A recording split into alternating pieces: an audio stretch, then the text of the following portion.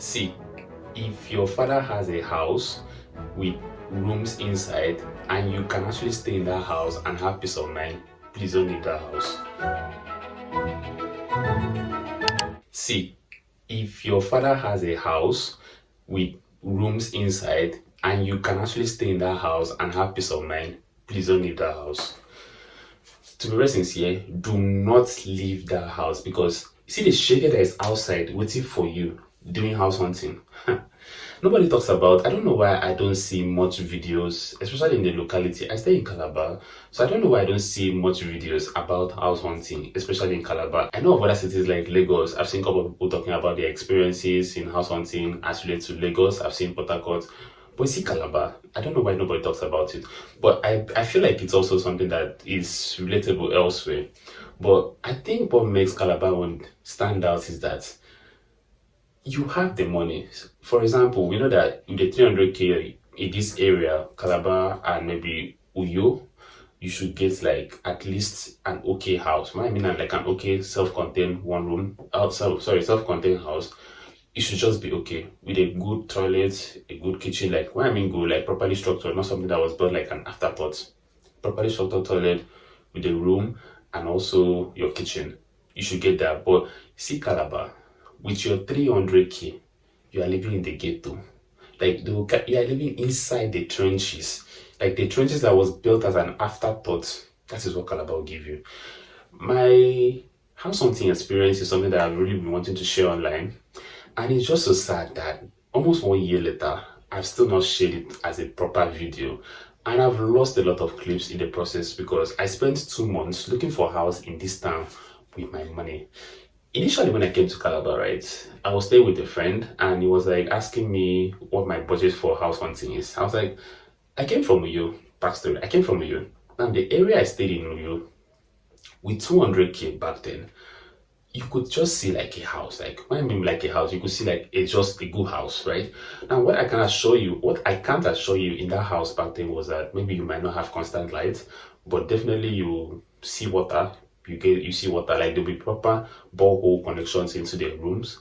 You also, like, the house will not be like an afterthought. That's like basically what I mean.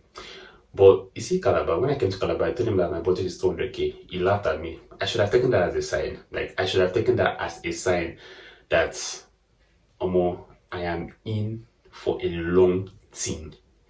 And nobody talks about that. So he told me I should increase my budget, and when I increase my budget, that he will give me some entrance number to start reaching out to. I increased my budget to, I was like, can I increase it to 250? I was like, okay, 250. That was after like 2 weeks, 3 weeks, 250. And it was like, okay, fine. That he kind of showed me of 250, but no problem. The house they were staying, I was staying with him at the time, they paid 270 for it. And that 270 is a rent they paid since 2021. And the landlord was already planning to increase the rent. Okay. So I told him 250. He gave me some agents and I started my house hunting. Every single week, in fact, every single day, I came back with disappointment, I came back with anger, I came back with frustration, I came back with tiredness, I came back with wishing, can't I just carry my father's room and come and plant somewhere in this town? Why do I have to suffer to get a house? Like, God created land for free. Why do I have to pay that much for something that is not even worth it? They take you to your house, they tell you, oh, there's this beautiful, sharp, self-contained. Calabar people are using the word sharp. Calabar agents are using the word sharp. You all need to be banned. They tell you that they have a sharp self-contained and that it's sharp and you need to pay ASAP, that if someone's going to take it, right? You rush, pay the inspection fee, and you go to see the house. The first turn off will just be like the area gate, right? But you're like, okay, let's not look at the area, right? Maybe the area can be bad, but the house is good, right? So it could be like a compensation for it. But people start entering corner inside, like you'll be passing buildings, back of buildings. That's when you know that you are in for wahala. So I think my first inspection was crazy. Like I came back with anger. I told my guy, like, that's what I do for you. See, I was ranting the whole evening, like evening stroke night. I was ranting, I was tired, I was frustrated. My dad was just laughing. He was just like telling me, sorry, and I saw you bill, and I saw you bill, this kind of thing. One thing Calabar people do, they don't send you pictures before inspection. So they don't have pictures, they never have pictures. And even if they send you pictures, it's never clear. So you can't visualize the house before you see it. You have to pay, they want you to pay that inspection fee. And it's almost as if the inspection fee is their only source of income. So I inspected, I saw a lot of houses. Is it Calabar's house? That was how I even knew a lot of places in Calabar. I don't stay in Calabar's house, but I know a lot of places in Calabar's house. So that if I go there, or if someone tells me where to come in Calabar's house, I'm not so afraid to go there, because at least I've heard about it, and I've also been somewhere around there before. I checked a lot of houses in Calabar's house, and every house was a heartbreak. From every house, it was like an increasing heartbreak, and I got frustrated. Spending money on inspection fee every single day. Sometimes I even have to miss work in the morning to look for a house, and they'll keep on taking you to houses that they claim to be clean, but you enter the house and you wonder if rooms were actually built as an afterthought. In one of the houses I viewed, I don't know why, I don't think I have most of those videos anymore. It's almost a year. I went to inspect it. I went to see a house, and the agent told me it's sharp clean.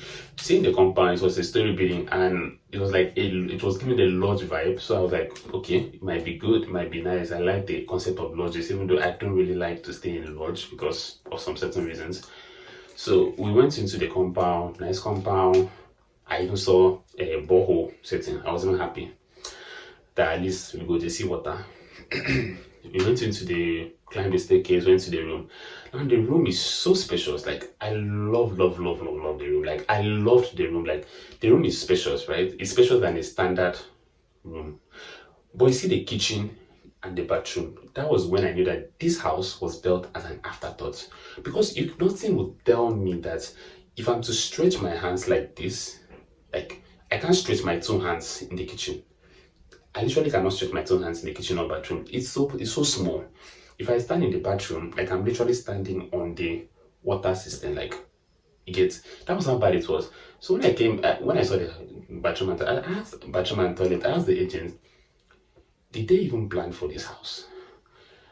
Did they even think about the house? Was this like an afterthought? What really happened? Did this landlord even, God. Hey! I was tired. And I asked him, how much is the house? And they had the audacity to open their mouths and tell me that the house is 380. Hey!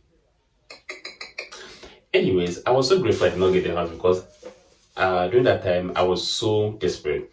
I wanted to get the house, but I was so grateful I did not get the house, because the guy that later got the house, one of my colleagues then, got the house, he was complaining bitterly. From water to light, a lot of things, right? You see a very fine house, they don't have borehole, they don't have a way to even connect water to the compound. They tell you water is nearby, and they are nearby. If they tell you, fun fact, if they tell you in Calabar that water is nearby, run. Because trust me, you pay transport to fetch that water. You pay like 200 naira, 300 naira transport to go and fetch that water. Because those people are liars. Which one is water is nearby? What do you mean by water is nearby? Nearby where? Nearby how? So if I want to wake up at night to do my thing in the toilet, I have to go and pay transport. Ha.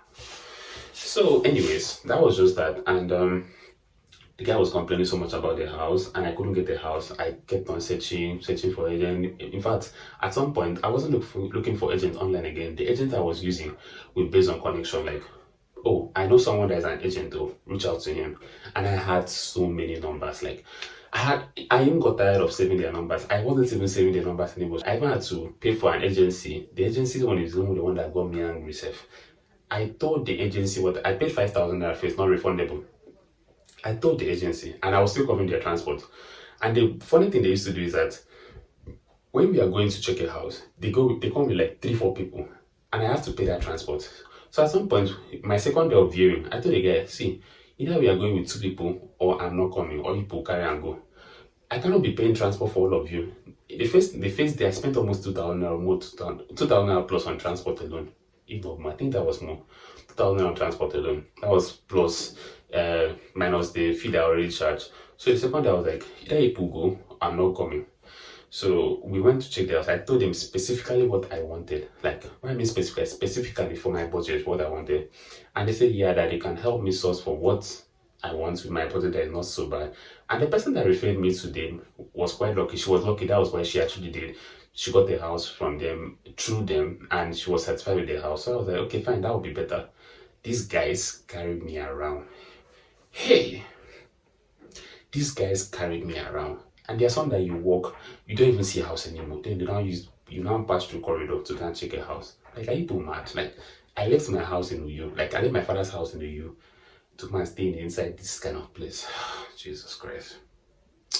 So crazy anyways. But I believe that my house hunting experience was what opened my eyes to the fact that life and adulting generally is never easy. When I found the current house I stay, it's not so perfect though. It's not so perfect, but it's just okay. Like, what I mean, it's just okay. And in this house I stay, the kitchen has the best lights, and that's why all my content I do is always in the kitchen. But the house is just okay. So when I saw the house, I was like, no, I'm taking this. I don't care whatever thing I have to take into consideration. I am taking this. And luckily for me, there's water. What I do worry about is the lights, but I got used to it eventually. I got used to it because I wasn't, aside from some few things that I power, I just got used to it. And I was just so tired at some point of doing house hunting. So when I found the house, I think 2 months after when I started house hunting, so 2 months plus after, I paid for it ASAP and I moved in. I started packing in. And that was how I ended my house hunting journey. And I told myself that if I'm ever leaving this place, if I ever leave this house that I'm staying, then either I'm leaving this state or maybe the house I am going to is already there. Like it's only, I don't have to look for it. It's already there. Because I cannot go through that stress I went to look for a house again when I'm leaving. No, it will not happen. So that was just it. I don't know if you've ever had a complicated house hunting experience, and I would really love you to share. How was your first house hunting experience? What do you think about it? And was it really stressful? Did you get to know the platter of gold? And what made it easy for you? Let's just talk about it in the comment section. And until then, I'll see you in my next video.